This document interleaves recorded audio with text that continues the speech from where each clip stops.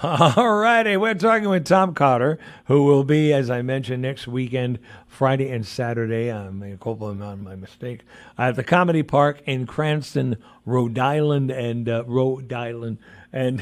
and he'll be performing, of course. Now you're doing 2 shows on Saturday. Was it 2? I didn't even know that. No, that's what I saw. 1 on Friday and 2 on Saturday. 7 and Excellent. 7 and the 9. more the merrier, Dave. Oh my God! Now, do you change the show when you're doing a double like that? Well, I like to mix it up a little bit anyway, just for my own sanity. You're trying out a couple new jokes. We put them in what we call the hammock spot, which is between 2 tried and true existing bits to see, if it fails, you go right into a bit that's good. And right. So, I'd like to engage the audience a little bit too. So.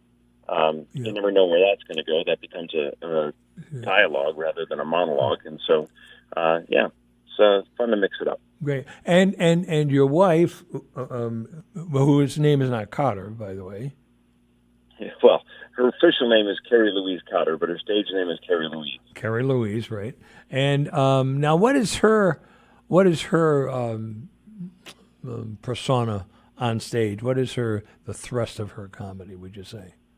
Right now, I would say husband bashing is 90% of the act, and I don't get a writing credit for that because a lot of it is about me.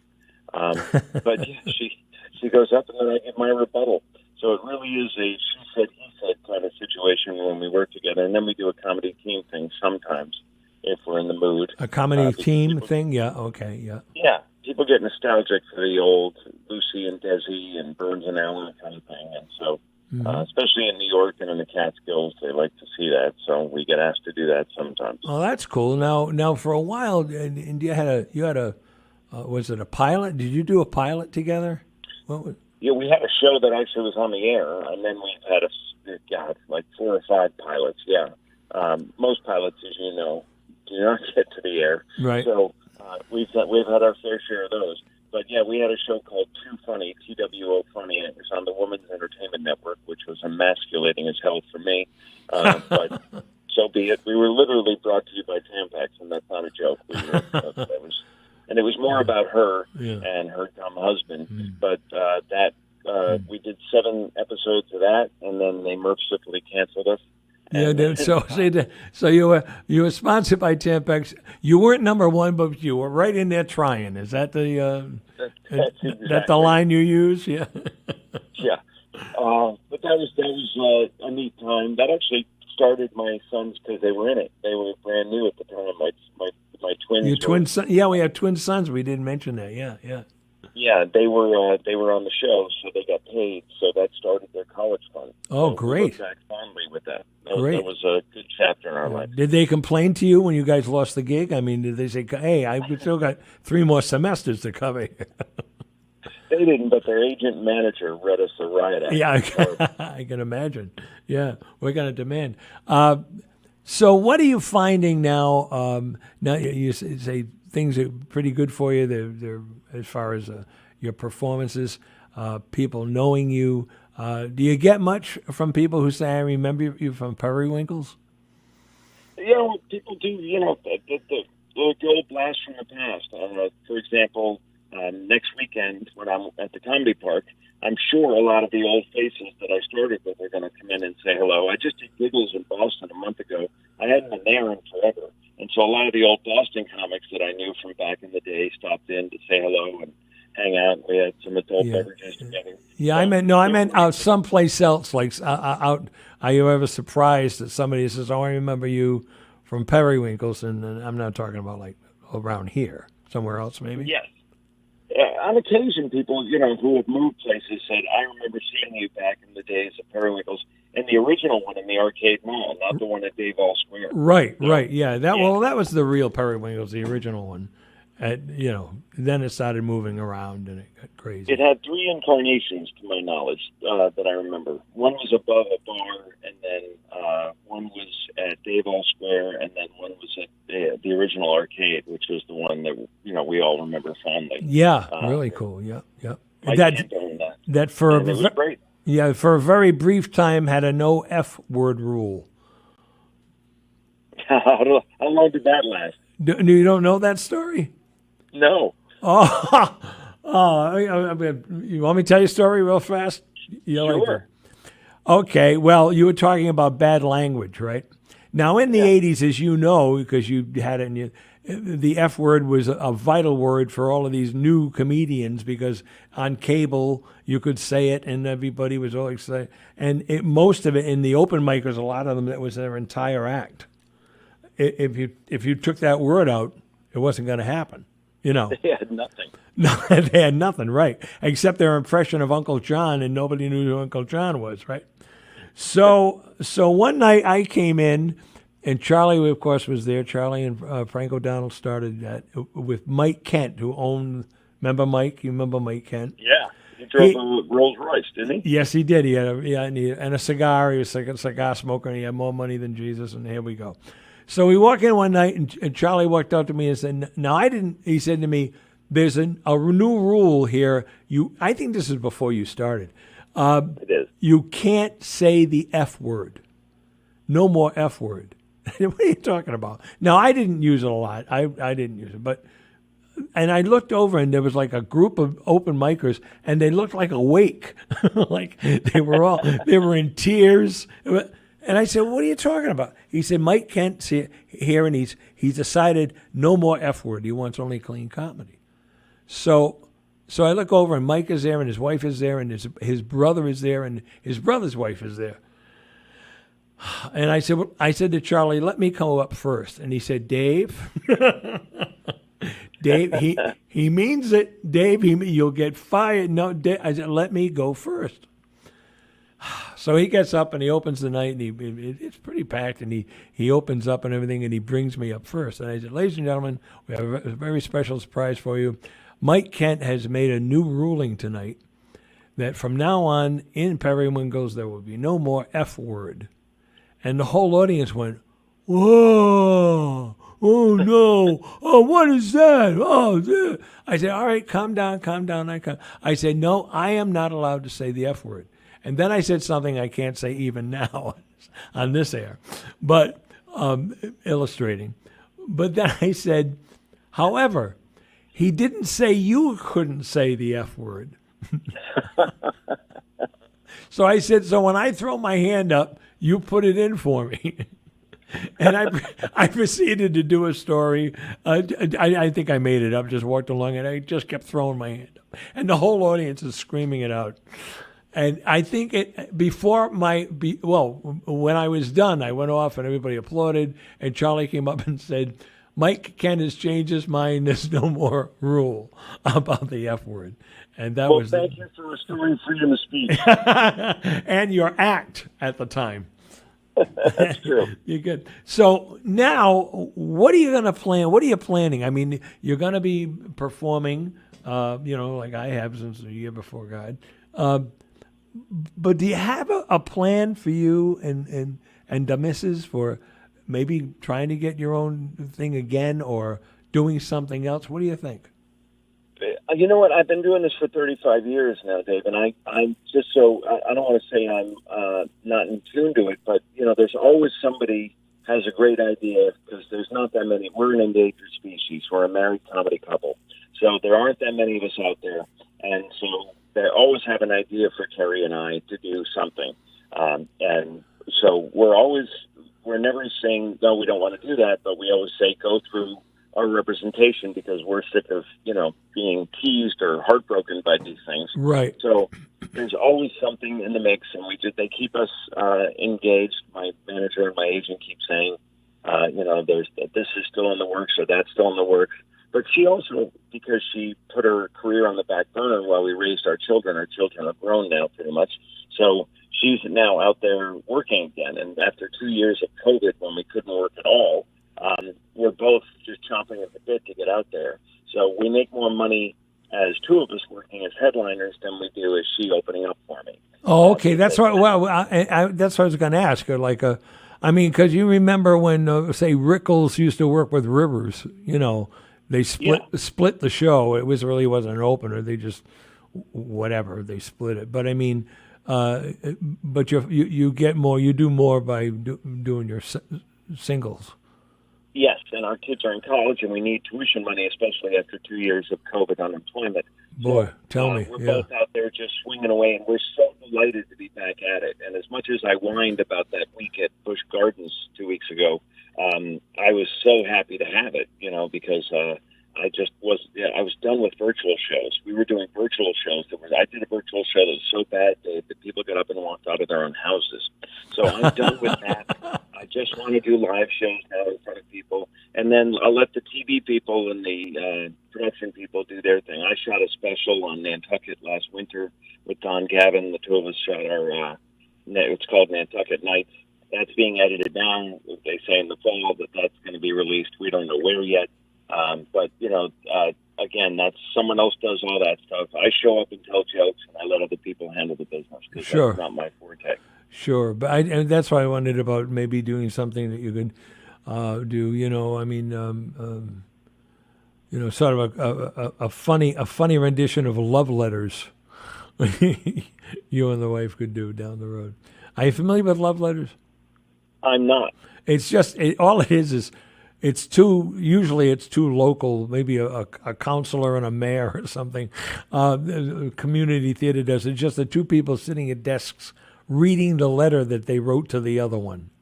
And it goes back and forth, and it's supposed to be very touching. And I haven't ever seen it, but I've seen it, set up. And I'm not familiar with love letters. I am familiar with hate mail. Yeah. Exactly. Well, that's what I used to say. I get a lot of hate mail saying to my wife, "I recognize your handwriting," so don't do that.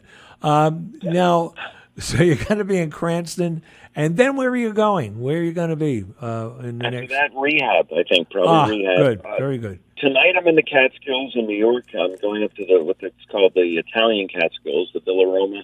That's a really nice theater up there, and I love going up there during the summer.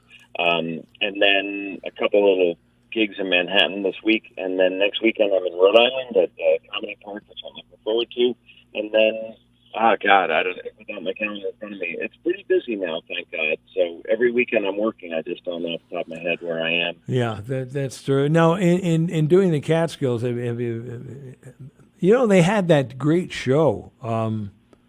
Maisel? No. From it was the Catskills on Broadway or whatever it was.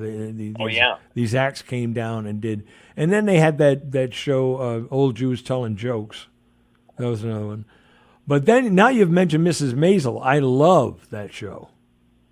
Yeah, people adore it. Oh my God! And that's filmed up there. Or I never got to do the great ones like Grow Singers or the Concord. Those were before my time. Yeah, but, I know. Yeah. I was still able to do Kutcher's, the Neville Grand, the Raleigh, all those great places. Dirty Dancing was filmed up there. There's a lot of really cool nostalgia and a lot of American comedy, which is kind of a unique unique art form. Stand-up comedy it really came out of the Catskills. So many of those guys, Super Sales, Nipsey Russell, Henny Youngman, all those guys came out of that era. And that kind of Jewish Catskillian breeding ground. And man, if you look back at the history of comedy, it's such an important place. Unfortunately, it's a shadow of its former self now. Oh yeah, absolutely, yeah. But I had just meant really more about the personalities. If you had a chance to meet any of them, because some of them are still around. Some of them are still around. Like those guys you mentioned, Catskills on Broadway. That was Freddie Roman. That was Dick Capri, Mousy Lawrence, Stewie Stone. Those were like the rotating acts, and they sometimes would have a musical act in there too, just to break it up. Right. And yeah. Old Jews Telling Jokes is the same kind of lineup. We did a night at the Friars Club one night. That was a bunch of us younger friars. They called us Friarlings. Sat at one table, and all the older guys sat on the other table. And we just went back and forth telling jokes from the road. And we were there until like 3 a.m. All the union guys had to go. We shut the place down. I don't think I've ever laughed as hard as I did that night, just hearing old war stories of the road and those guys in the Catskills and what they used to get away with and how busy they were.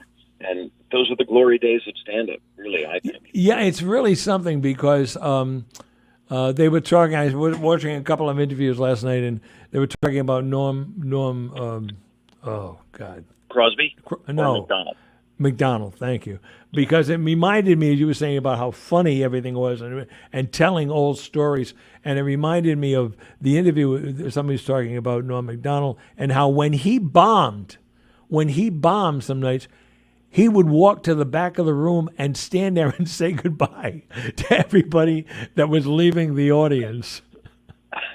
He was epic. I mean, his bombs were epic, too, because when he went down hard. Kevin Meaney was like that, too. Kevin Meaney wouldn't just go down without a fight. We've all bombed, but, I mean, he used to make a production out of it, and it was just so funny. Yeah, that's not right. That's not right. That's not right. I miss Kevin Meaney. He was great. He started in Boston, so I was worshiping him before he even got into comedy. Well, he was at Periwinkle's too several times. He came many down. times. Yeah, Such a great dude. Yeah, very nice guy. Yep. Comics are. Remember comics? You remember from back in the day. No one wants to watch a comic kill. They don't want to watch a comic blow the roof off the place. We really come into the room as comics when we know that someone's bombing. Someone will come upstairs and say, "Hey, Dave Attell is bombing downstairs," and we all go rushing down to watch it because it's a work of art. It is, yeah. Oh well, Charlie Hall and I used to stand at the back of Periwinkle's, and or by the bar, you remember, and with the open micers, he and I would stand there and just go, trying to start laughs for these guys, right? It was really funny. And then one night, there was a classic, you know it, I won't say it. There's a classic heckler line that everybody used to use, depending upon who was first up, and talking about, and I had gone up at one point and I had used it, I guess, on my act. And a little while later, Frank O'Donnell came in and he went up and he got heckled and he used the same line. And of course, the whole room went dead, silent. And Charlie and I were on the floor laughing. And then he just looked up and said, "Somebody already did that, right?" It was. You're right. Watching somebody bomb. But don't you, on a semi-serious note, don't you also think that this is why audiences either heckle or get nervous when someone's not doing well? It's not because they don't like them. It's because they're thinking of themselves being up there and happening to them. Yeah, it's just try to close your eyes and just try to feel the terror of being in a room full of strangers and you're trying to make them laugh and you can hear a pin drop. You're getting nothing. Or even worse, you're getting booed or hissed or whatever, and it's the most uncomfortable feeling in the world. But the counter-positive of that, of course, is that, because it's a solo sport, you're up there alone. When it does go well, you get all the accolades. But when it doesn't go well, you get all the bruises. But it's like being on. Oh no, when I right out of my head. Oh no, it's like being online, where you remember when you said there's nothing good about no laughs when you're trying to be funny. I mean, watching comedians during the pandemic was awful. When there was nobody in the room, horrible. Yeah, I couldn't stand those Zoom shows. I really couldn't, because you could literally hear dog barking. I listened to a guy argue with his pizza delivery guy over the tip for a while because it's the loudest voice on Zoom takes over. So if they're screaming at each other, which they were, and I've heard couples have an argument and they take over the microphone, they become the hot mic, and we all have to sit there and listen to it. So I think virtual comedy will be around to stay for some. That they found out that it can work, but it's not my preferred method. I prefer, connecting with an audience live. Yeah, and people, and the other thing is, I mean, again, inside baseball, but the other thing is, people don't laugh out loud when they're sitting in their house. If you take that same joke, that same comedian, and put them in a club, they will laugh audibly. That's absolutely true. It's a very astute observation because laughter is contagious. It's infectious, and people don't believe that. And I always tell the story. I did audience warm-up for a while, and I did, let's say, a week for Letterman, warming up his show. They put the cameras on the audience because they need audience cutaway shots of them laughing. And so I would say at the count of three, everyone's going to just laugh. and the audience would look at me like I was, a mental patient, and they'd say, "What? Now, I'm not going to tell you a joke. Just the count of three, laugh." And then I would say, 1, 2, 3, laugh, and people would start laughing, and the person next to them would laugh at the person laughing. So you're laughing at the person who's actually laughing next to you and around you, and then you get caught up in that laughter, and then we'd say cut, and they'd continue to laugh. And there was no joke. They just started laughing. Yeah, well, we'll remember in for years in theater and television, radio and television, they used to hire laughers, funny laughers, women most of the time, who had some hideous laugh, and they would laugh at anything. And then the audience is not only, they think the joke is funnier, but they also laugh because that woman's laugh is funnier. Yeah. And you get caught up in the moment, and there is a snort laugher, that guy, and that's funny. You listen to that, or you listen to someone just guffaw openly to the point where they're like coughing. That's hysterical. So you're absolutely right. That's an astute observation. Thank you. When you're at home, you might smile politely and laugh on the inside, but when you're at a comedy club, you let it out. Right. And it's great because if you stand still and just stare at that person, you can get a good minute and a half out of them. And the audience will just laugh for about a minute and a half. It's really, there's all of this stuff that goes into it that people don't realize. They see you do what you do, and they think, hey, I could do that. At my family picnic, we talked about Uncle Fred, and, I could get up there. And then they get up there and they realize, 20 minutes is a long time if you're opening, How many people think they're hysterical in front of their friends, and then they come to a comedy club and try it, and in front of strangers, and it's a horrible bomb. Yeah, and they realize that all of the stuff they think they can do, they did in a minute 30. And sometimes on talk radio years ago, when people would call me, and I didn't want to, because we didn't agree, and it was all political. So I used to say, okay, 3 minutes, go ahead, and I'd shut my mic off. And about about a minute 10, they were out. They had nothing left to say. Yeah, it's a lonely place. Yeah, said anything. Yeah, and they weren't getting laughs either, Tom. I'll tell you. You are a great guy. I really appreciate you taking the time to do this, and I know you're very humble and appreciative of what you have, and that's one of the things that makes me so respectful of who you are. I want you to know how much I appreciate your taking the time here. Next Friday and Saturday at the Comedy Park on Park Avenue in Cranston. Check it out. Tom Cotter. You won't be disappointed. You'll have a great time. And his wife, of course, opening. She'll set a standard that he will never come up to, but at least you can watch it. At least you can watch it. Thank you so much, Tom. I really appreciate this. Hey, Mutual Admiration Society. I'll always come on with you, Dave. I hold in the highest regard. When I started, you were a mensch, a great guy, and you still are. So love being on with you. All right. We'll talk soon. God bless you. Bye, buddy. Thank you. Bye-bye. See you.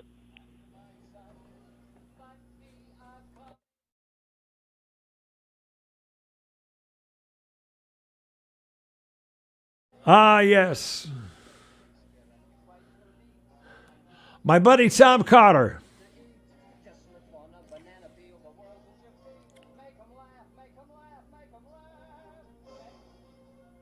All right, I want to thank him for doing that again. Boy, he had great opportunity. Started over in Periwinkles in Providence, years and years and years. 35 years he's been doing it. My God, 35 years. It's been that long. Phew. And he's always been just like you heard. He's just a gentle, nice man who wants to make sure that that he treats people with respect, and his material is very clever stuff. So it's next Friday and Saturday night at the Comedy Park in Cranston. Beautiful theater, and I think they're doing it in the Hall of Fame room, the Comedy Hall of Fame room. I don't think they're doing it in the big theater, but that's okay. We hope that you'll go there and check them out, the two of them, the Mrs. and Mr. and Mrs. Carter. Okay, and I also want to thank you today. I had everything I did today for me was really, really special for me. I enjoyed it, and I enjoy having the opportunity to be with you on Saturday mornings. You know, we do what we do the way we do it, and I'm always glad to be able. You know, when you do a show like this, you do what you think is going to work, and you have people on that you hope listeners will enjoy. And many times I hear back from people telling me that, boy, that was really good. That was, they should have that person on again, or. But then, of course, you get stuff where people say, boy, that was boring. Well, today it wasn't. With all of the people that we had, all of the great, interesting people that you had, and I want to bring them all back again, and I know I will. I'll get a chance to do that because this is something that I personally put some time into to think about, to develop and to say, and I try to have an eclectic, how's that for a big word? I try to have an eclectic rundown so that it's not all just one particular area, it's others too. So I hope you'll continue to be with me on Saturday mornings.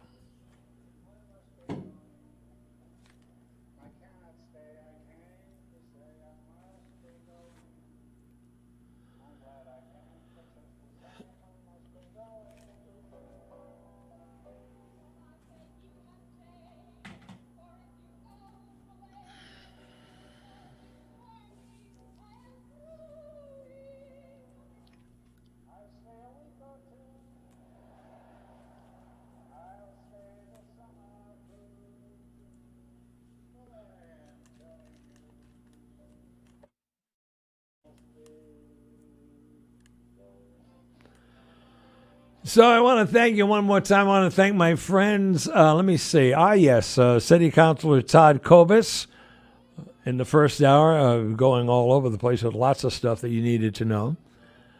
And my friend Bob Woo-Woo Ginsburg. He's with the Forever Family Foundation. You can learn more about the foreverfamilyfoundation.org.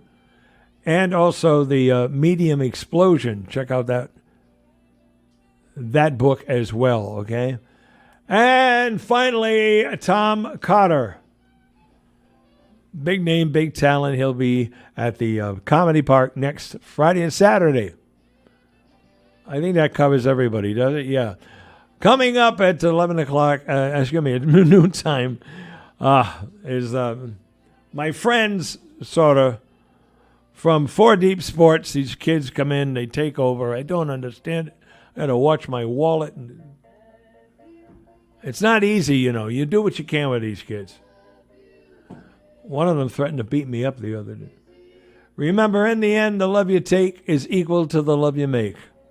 Thanks very much. See you again. Ta-ta.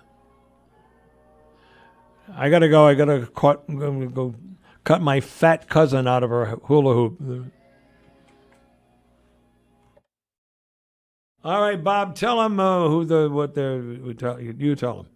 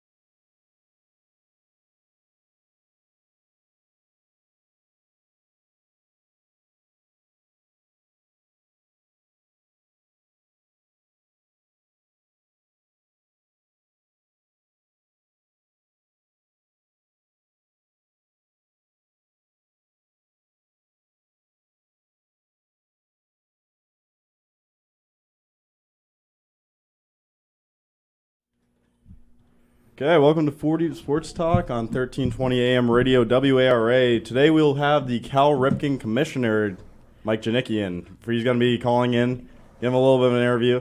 Got to figure exactly what the title would be for the Cal Ripken Commissioner? Yeah, Dom is on assignment today. I guess he's working, and he did all text us who the guest is today, but we're not sure if he's the Eastern Mass Commissioner for Cal Ripken baseball, or is it Easton Mass, the town? I must have had like a eye cross like when I saw the text. I wasn't sure I thought either. it was Eastern. Yeah, I know they use a regional commissioner is what it is, so I'm guessing Eastern instead of Easton. Oh, but yeah? Easton Okay. could make sense because assistant regional commissioner is what it is. Okay. So that would make sense. All right. Well, you know what? When he calls in, we can ask him. Yeah, we'll What ask is him your that. official title? Yeah. After that question, we'll make sure we check in, see how the Cal Ripken Baseball League's actually doing, see like the rankings, all that type of stuff. Dom wanted us to check that. Justin's out today too. He's not feeling the best. Hope that he'll be okay hope soon. you feel better, Justin. Man, we miss you today, but that's okay. I'm sure you'll be back next week. No, exactly. The show's not going to be the same without the Sports Master in I studio. know. Yeah, we have Casey and Lucy though, so we're going to be all good today. We're just waiting for that phone call. And trying to think if there's anything else that's happened recently that would actually be like pretty Well, newsworthy for this. I know there's playoffs going on. Yeah, a lot of baseball and teams. A lot of baseball. I know next week we're going to have Swansea Case High School head coach, Coach Dave Umschneider. I got it right. I got it Nice. right.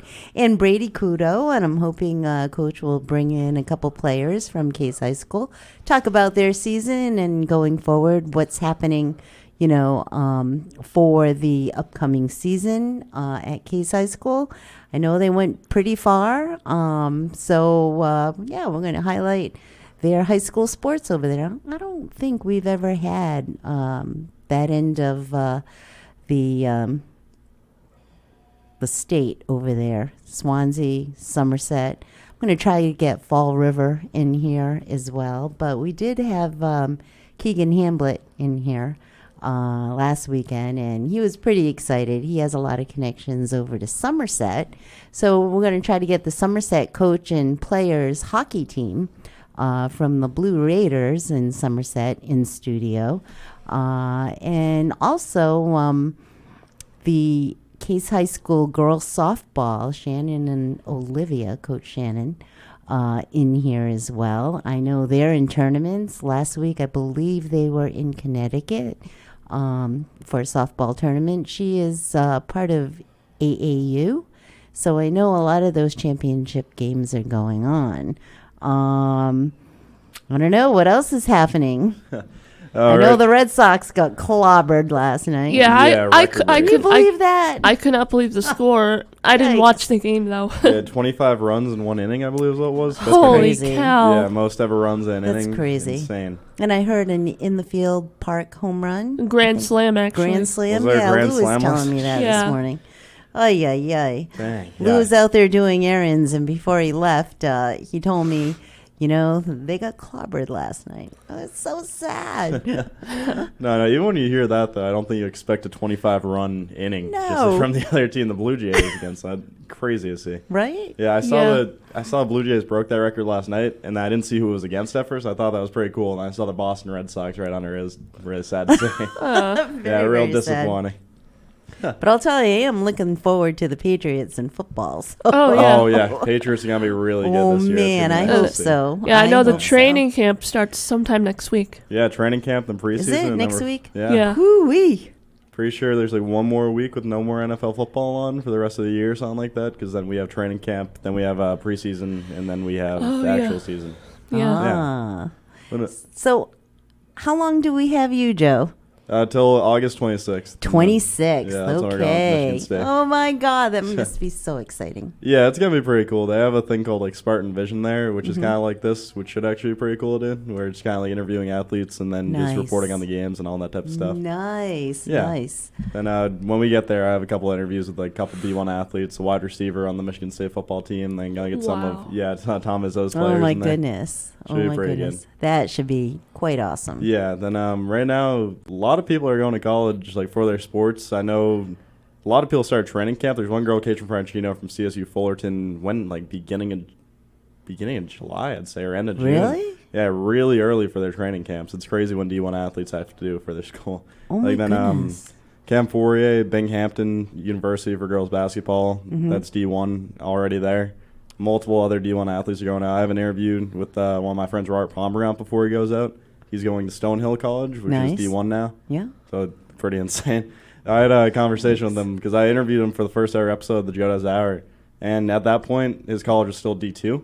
And it was still impressive, but then it switched to D1, and it kind of bumped up another notch. It was pretty cool. I ended up being a full D1 athlete after that. Wow. So explain how you go from D2 to D1. Is that enrollment, or what is that? So I think for the schools, it's a little bit probably size of enrollment, but also level of competition that they're facing. Because when a school is like outperforming the division that they're put in, they kind of have to change divisions, or it's going to be one powerhouse controlling the entire Division 2. Oh, instead. So it's more of a competitive state, I guess. Yeah, I think it's a mix of competitive and enrollment, like you said, where you have to have a certain amount of people in the school to be Division 1, but they might have just passed that threshold, but I'm guessing also a little bit of the competitiveness from their last season schedule and stuff like that lined up to them being put in there this year. Oh, wow. Yeah. Wow. Do you know any other kids going out? Yeah, there's a lot who are going like D2, D3. I'm trying to think if there's any more D1. What's shocking is there's a couple swimmers from VN who went D1. Like, swimmers? Yeah, they actually record-breaking stuff. Like Ryan Shute, he doing a really good job. Trying to remember, he might be going to Bryant is what it is, which is D1 for swim. And there's a lot more athletes, though. A lot of the D2, D3 schools, what's nice is their training camp doesn't start till like end of August, mid-August. Division 1 you would not expect to start right at the end of July or June. Definitely not. No, because I feel like that's way too early to actually have a full conclusive end of the summer. But it's definitely for the best because they need that full month to train and actually meet their team before the school year starts. Right.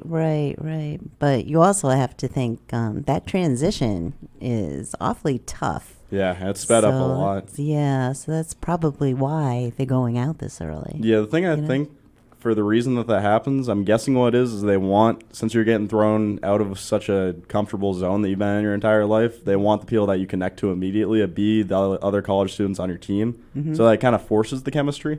Because if all you are going through the same, it's trauma sharing basically, where if you're going through the same hard thing, then you're going to be a lot more connected at the end of it. And if you don't do that until after everyone's already moved into college and they're all experienced at the same time, I don't think that'll happen. Yeah, so I'm guessing that's the reason. That's a good idea. Yeah, if you want to call in, it's 508-222-1320. That is the phone number for the call right now. We're currently waiting on Mike Janicki for the Cal Ripken baseball commissioner. Yeah, see how that goes when he calls in. We still got about 4 minutes until the break, so we got a little bit of time to fill. Okay. Casey, anything going on for you right now? You got anything cool going on? How's your summer going? Summer's so far so good. It's pretty hot, huh? Oh yeah, it's craziness. Yeah, I can't even tell you how hot it is. Yeah, Casey, you're wearing a Celtics shirt right now. Obviously, got Marcus Smart on there. But the summer league just ended, and the Celtics actually had a really good showing there. J.D. Davidson did a really good job. He was our second-round draft pick. He did an amazing job. I heard he actually might get bumped up to the main roster. Yeah, there's a good chance after his summer league, he's probably either getting signed to at least a two-way contract, or a split time between G League and the NBA, or a full NBA contract, which would be awesome to see. Maybe a full NBA contract. Yeah, I'd be happy for him because we have a lot of young talent already. It's going to be really good to build on top of that. Yeah, because I'm pretty sure that's what happened to Jason Tatum when he was drafted. Oh, when he played in the summer league, he just went really good and then ended up making the roster? That's my guess. Yeah, that makes sense. But the impressive thing for J.D. Davidson is that he was a second-round pick instead of Jason Tatum being the third overall pick. Right. So he's pick number 45 being able to show himself in the summer league. The fact that he's actually Davison? Yeah, exactly. The fact that he showed himself that good is insane. Second-round picks don't get signed to contracts usually. Yeah. But no, he's almost fully secured that. The Matt Ryan ended up scoring he actually hurt his ankle scoring a game-winning three-pointer in the final seconds. It was a buzzer beater. But it looked like he snapped his ankle at one point. He didn't get hurt at all, luckily. But at first, it looked like it was the most insane buzzer beater where he fully broke his leg trying to do it. Still got about 2 minutes right now. The Celtics also had Malcolm Brogdon this offseason. Then Danilo Gallinari looked really good, I believe. Malcolm Brogdon's only got 1 year left on his contract. The only real thing they have to worry about is the injuries because he has missed games in the last couple seasons. But if he's not injured, which he shouldn't be since he's going to be a bench player on this team instead of being a starter, I think that's actually going to really work well because he's going to be leading our second unit. Not going to have as many minutes, and if he does have as many minutes, it's not against his high-end competition because against the bench instead of the starters. I think that's really going to help the team improve a lot this year. I hope so. Yeah. Looking forward to that. Looking really forward to that. It's going to be a great season for Boston sports. Oh, 100%. Oh, yeah. Yeah. Oh, yeah. So what happens when you go out to Michigan State? Are you always going to be a New England sports fan? Yeah, I can't switch to a Pistons fan. The Pistons got Jaden Ivey, though, and they got Jalen Duren this year. And they're going to be really good next year compared to last year. But you still can't switch to Detroit sports at that Of course point. not. Can't be a Of course Lions not. fan either. That would not be fun. Well, I remember the first time we went out to training camp with my kids, and they were maybe 7, 8 years old. Now, mind you, my kids are in their 30s now. We went to training camp. It was a really hot day, and Ben Coates was on the team from Michigan State. He had on his Michigan State shirt, and I thought I got to get a picture of him with the kids, and I did. And I'm like, oh my God, I love Ben Coates. I'll tell you, if he's out there and he's some sort of listening to us, I got to tell you, thank you, Ben. That was like the highlight of one summer with my two little kids. That's awesome. There's Spartans all around. They're all in hiding. That's that really was fun. Cool. One big thing is one of the most famous Spartans right now from Michigan State is Draymond Green, who just beat us in the finals. So yeah, it hurts a bit. I had to watch that the entire time and realize that's like the school I'm going to. That's awesome. Yeah. Okay, well, we are ready for our first break for 4 Deep Sports Talk. You can call in at 508-222-1320. That is 508-222-1320. When we return, we should have the Cal Ripken Regional Commissioner in, Mike Janicki. We'll see how that goes, and we'll be right back after this.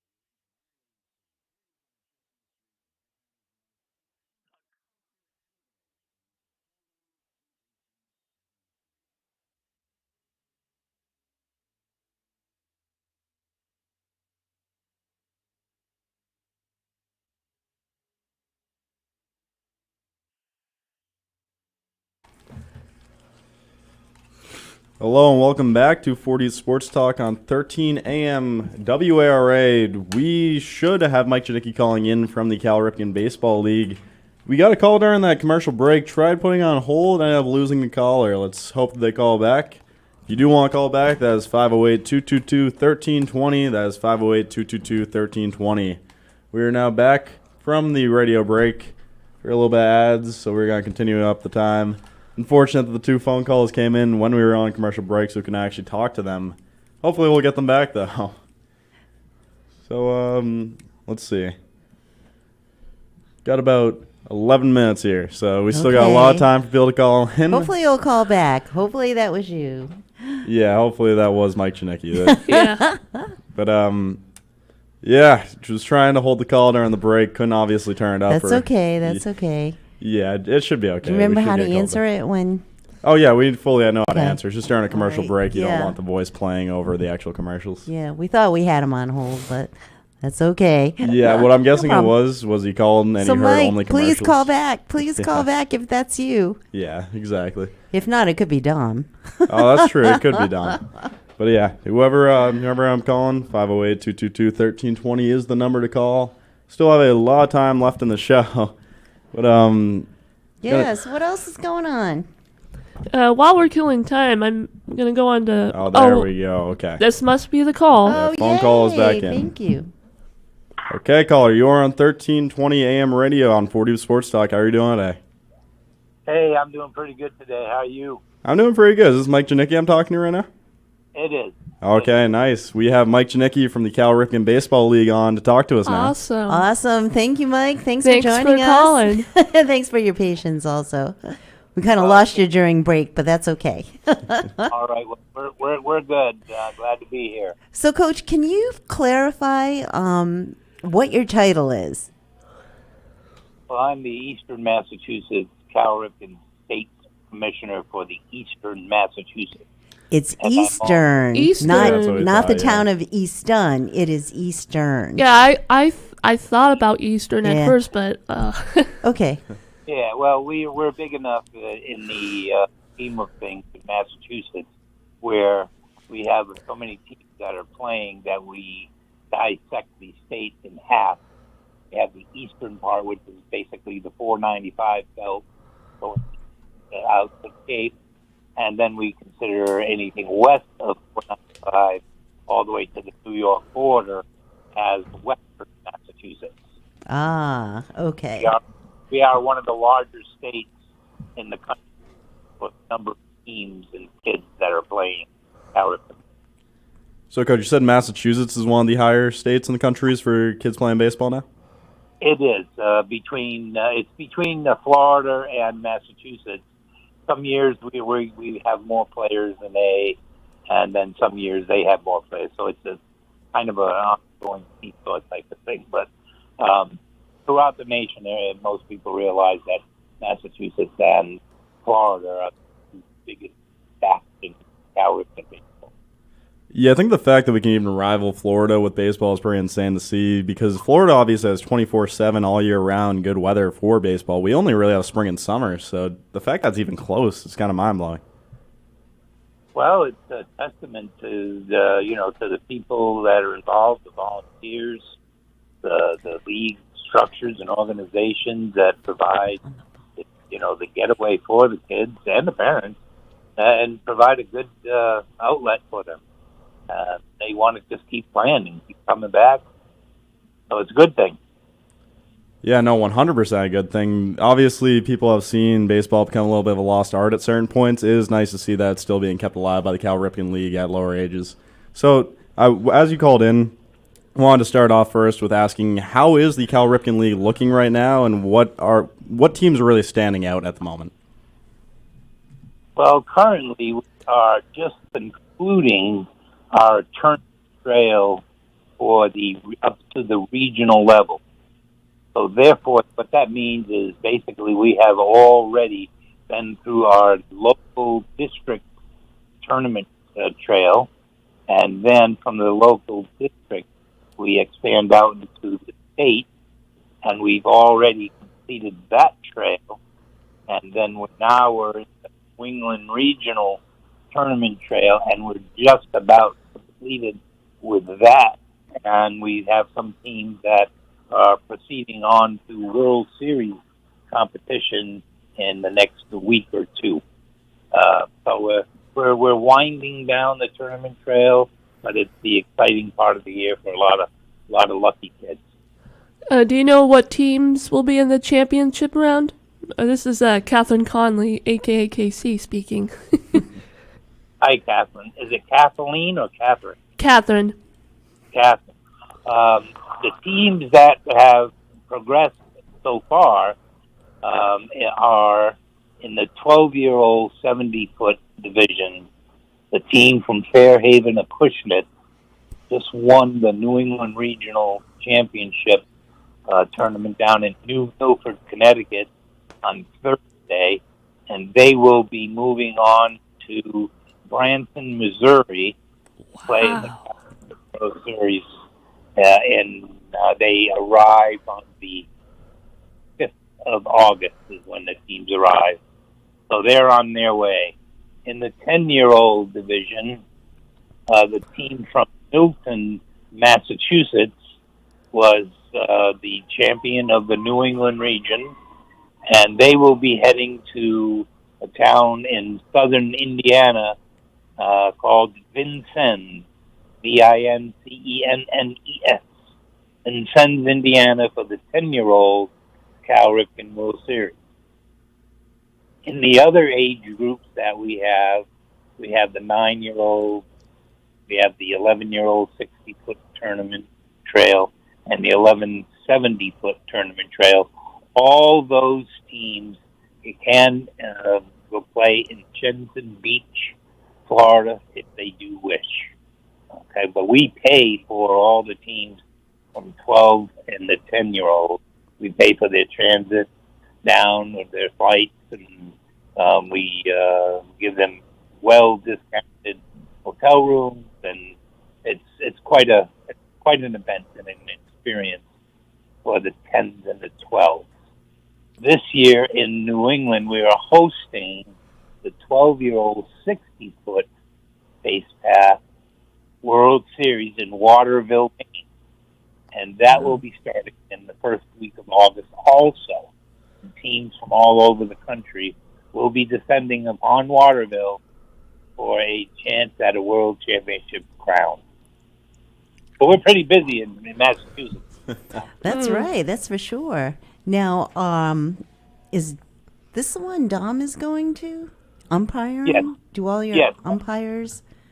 Oh yeah, he did say he was going. So yeah. which one's he going to? I think he's got the Indiana one. Yeah. Yeah. He's going to Vincennes. He has been. This will be his third World Series, I do believe, as an umpire. He started out in Phoenix City, Alabama. Oh, right. I remember that one. Last year he was in Palm Beach Gardens, Florida. Yep. Oh, yeah. And now this year he's going to what I consider probably the best host World Series site in the country. Really? Vincennes. Nice. This will be Vincennes' 7th World Series that they're hosting. Oh, wow. Now, would you say it's the best host for the World Series because of the location and how basically the surrounding areas, or is there something about the entire area that just stands out to you when you actually look at it? Facility or whatever? Well, it's actually both, and I'll explain that. Vincennes has a unique type of situation where they have like stadium seating and for the spectators type thing, but they are extremely over the top when it comes to their youth baseball structure in most of the Midwest cities. And what we try to do in that Babe Ruth League is when we select the sites for our World Series, we like to select a small town, community-based site. So when we go there for our World Series, we're what's happening in that whole area.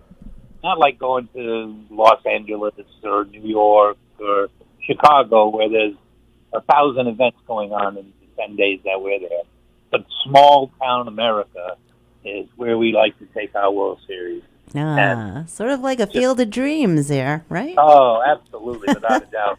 And Vincennes is just the epitome of the welcoming attitude and the spirit of cooperation and just goodwill everywhere. That's why we love going there. So Dom is in for a treat when he goes to Vincennes, and so will all the other participating teams. From Eastern Mass, we're going to have a team from Milton that's going to be going down there. So they're in for a treat also. Yeah, good stuff. The 12-year-old 70-foot from Fairhaven Acushnet, the New England Regional Champions, they're going to the Baseball Parks of America down in Branson, Missouri. Oh, wow. And it's touted as one of the best sports baseball destination sites in the country. They're very special down in Branson. Great facilities, great hosts, and there's so much for other people to do, siblings and parents, and there's amusement parks and just a whole bunch of stuff. So they're in for a treat also. Yeah, picking out venues and actual locations was not a job I'd really thought of that had to be thought of for commissioners throughout that league, obviously, Cal Ripken. It's really smart to think about the actual aspect of having a big city where there's simultaneous events going on. Attention's going to be taken away from the kids at that point, and neglecting those in turn for actual more, I'd say, solidarity-based communities where they're actually combined together and supporting what's going on in their town. Right. I think that is definitely the best option to go with that one. Without a doubt, our experience is exactly that, and it's more of a hometown atmosphere, and it has that, as you use the term, solidarity. That truly is what forms relationships that continue for decades. I know people that were 10-year-old players and 12-year-old players who, their host families, when they traveled many years ago, they invite them to their weddings. They send Christmas cards still all these years later. It truly embraces a special togetherness between these kids and the whole local town. And they never forget it. It's a focal point of their lives. You know what I mean? The kids will now, after they experience the World Series, everything is going to be based upon when that World Series happened. Okay, well, let's say, did I break my shoulder before the World Series or after the World Series? Things like that. So it becomes a focal point of their world, and it stays there pretty much for, we hope forever. Yeah. We try to make the experience a memorable one forever. No, from what I can tell, it sounds like an experience that they never forget. That's definitely going to stick in their mind. Well, Coach, we are coming up with our second break of the show. Can we hold on to you real quick after these commercials? Sure. Okay, nice. We'll be right back with the Cal Ripken Commissioner, Mike Janicki. We'll be right back after this. 40 Sports Talk. If you want to call and ask any questions, it's 508-222-1320. That is 508-222-1320.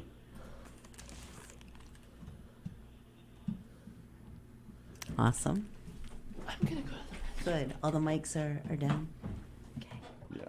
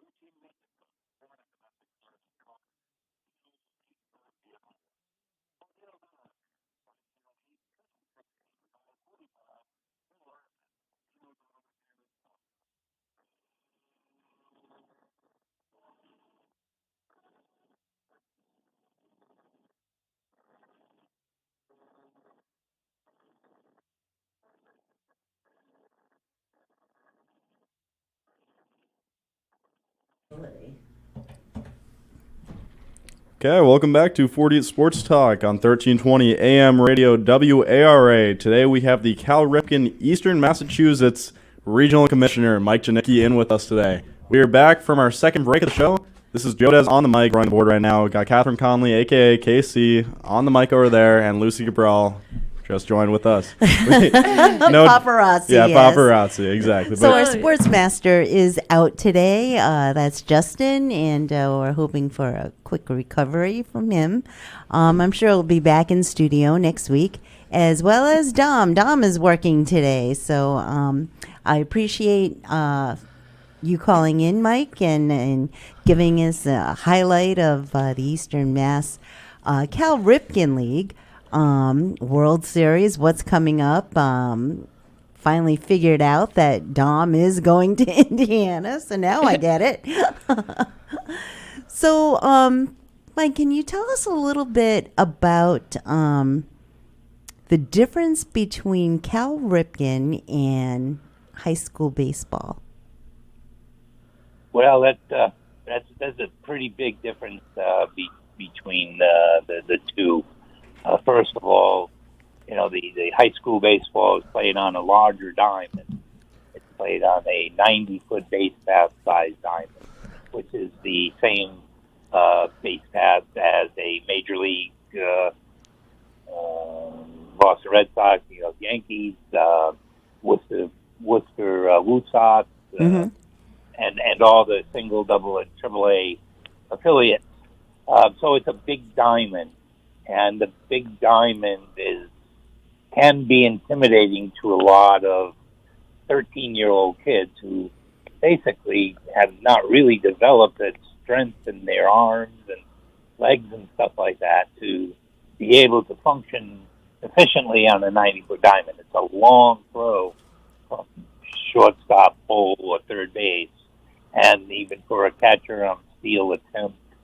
So it can be intimidating. So the high school age level has allowed the bodies to mature a little bit and to grow a little bit more than the Cal Ripken division, which ends at 12 years old.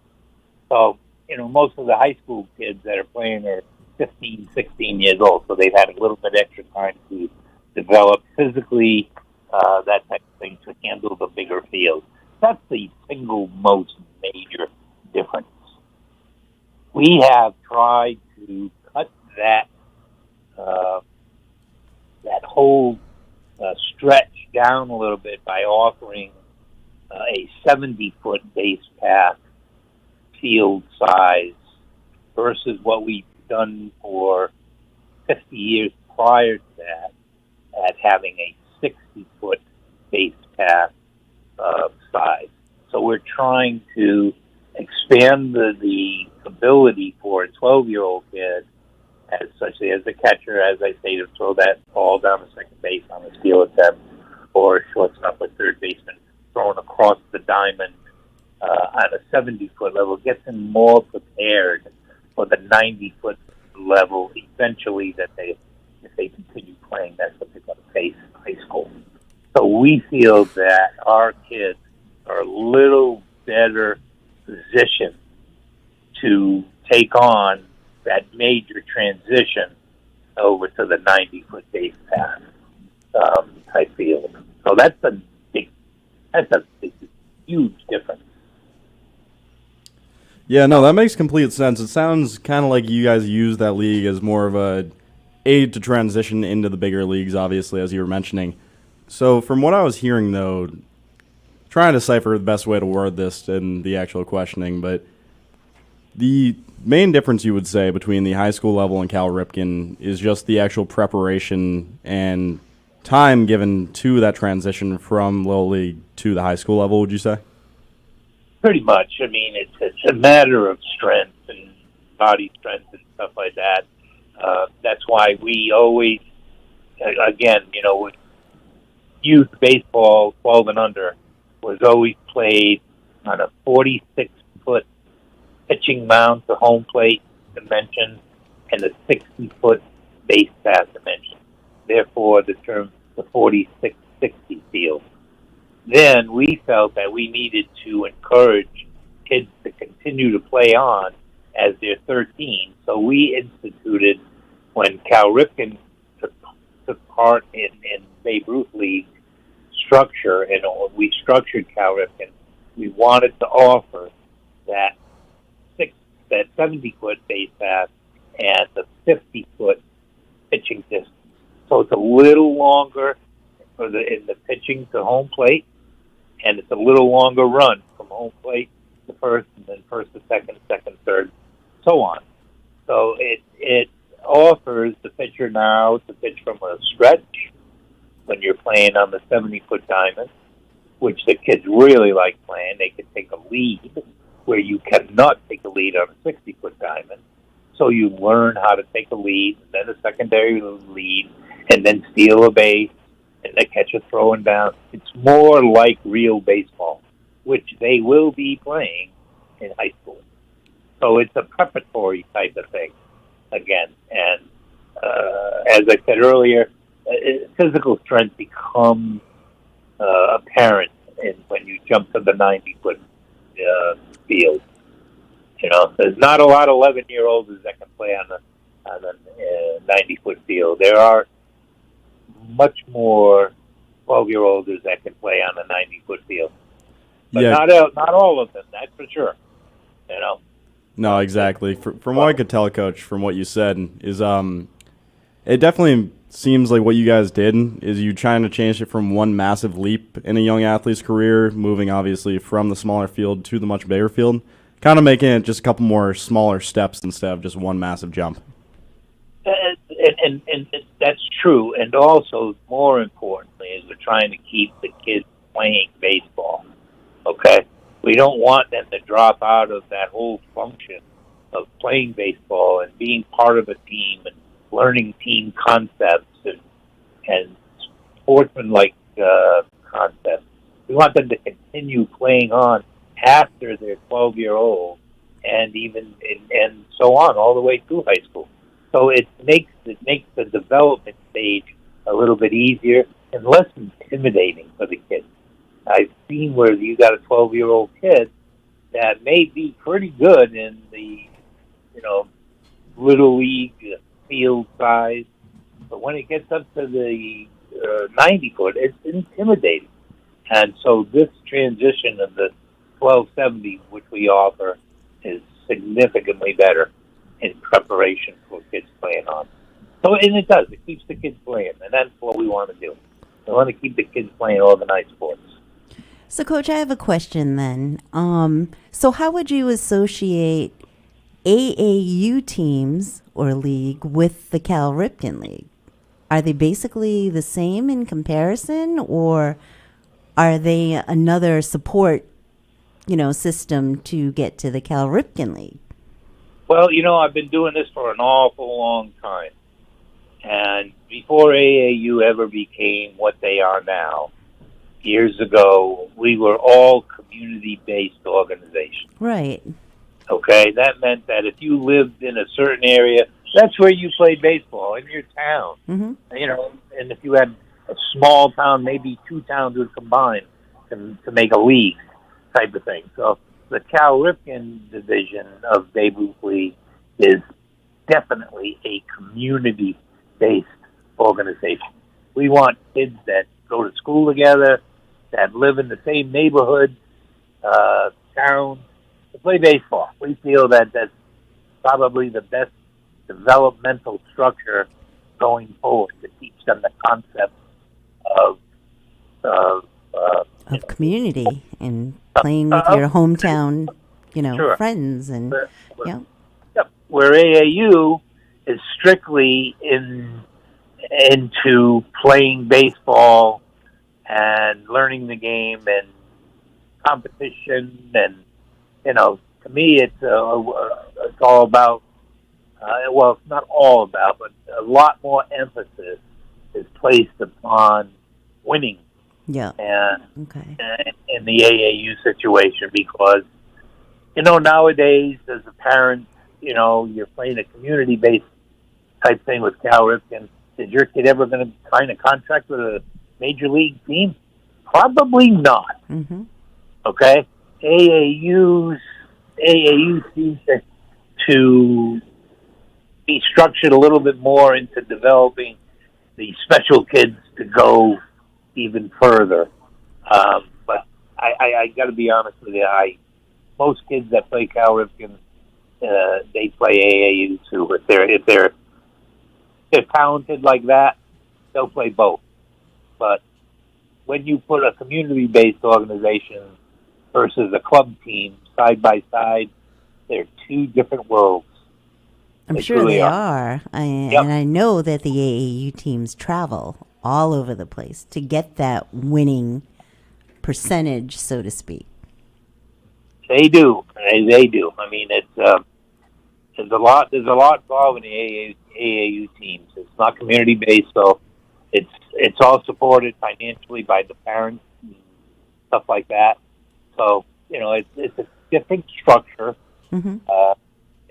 The same thing to me. The same thing applies in both. Play the game the right way. You play it to have fun.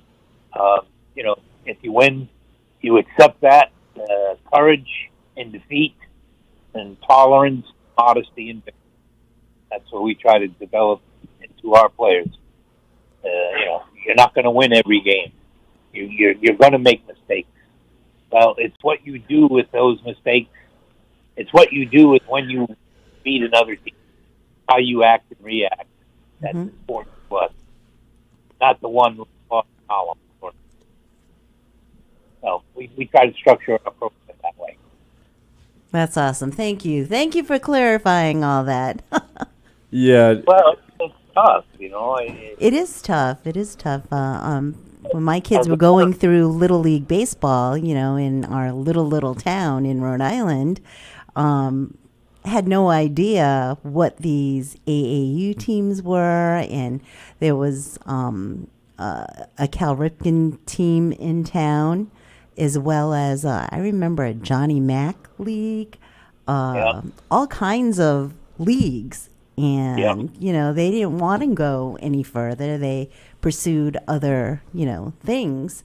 However, they're in their 30s now. And I remember quite a bit from my husband coaching. And, I used to go down there and sing the national anthem before all the games. And it was we were both very, very active. Announcing, scoring, you name it. But it is quite the experience when you go into other leagues, because they're all different. And it's a lot of community support, which sometimes in the bigger cities you don't get that. But in the smaller towns you do. And it's just amazing how kids react to that. Well, I commend you for your volunteer spirit from whatever town it is in Rhode Island that you were from. Thank you. It was Riverside Little League, a part of East Providence, Rhode Island. Right. Well, I know of Riverside Little League. I was a Kentucky boy, so I was just over the line, so to speak, in Darlington. Oh, okay. That was many years ago. That's okay. Actually, just last week, I heard one of our players from East Providence got drafted by the Kansas City Royals. How about that? Kudos to Ben Sears out there. He's in East Providence, Riverside Little League boy, and he's on his way. So kudos. Good. Very good. You like to hear those kind of stories. Absolutely. And it does happen, and it's very fortunate to the individual when it does, because it is rather rare in community-based organization baseball here. It sure is. Coach, we're going to take our final break. Can we hang on to you for a little bit more? Sure, we'll do one more. Great. Thank you very, very much. Okay, this has been 40 Sports Talk with the Cal Ripken Regional Eastern Massachusetts Commissioner, Mike Janicki. We'll be right back after this. If you want to call in, it's 508-222-1320. That's 508-222-1320.